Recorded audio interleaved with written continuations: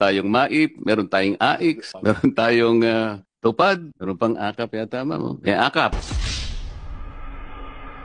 Pagka po sinuma natin itong 5 ayuda na binibigay sa ating mga kababayang nasa panig ng Maralita, Secretary, correct me if I'm wrong kung nagkamali ako ng pag-compute, pero parang 194 billion pesos lahat eh. Tama po yan. Karamihan yan sa DSWD.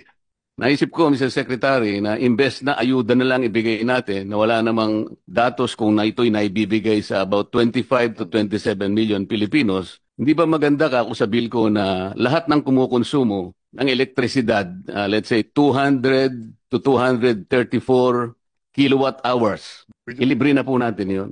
Kasi po, pag kinuwenta ninyo yon, that will only be 120 billion pesos.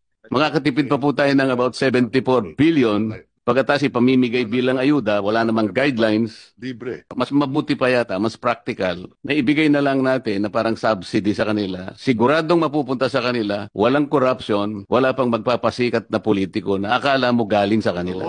Kaya ako binanggit ito, ako sang-ayon ako na dapat patuparin natin to at kung kinakailangan, i-adjust natin na mas mataas. Ayun, akala ko kasi kontra ka kanina, Secretary. Hindi, sang-ayon nga ako eh. At dadagdagan mo pa pala.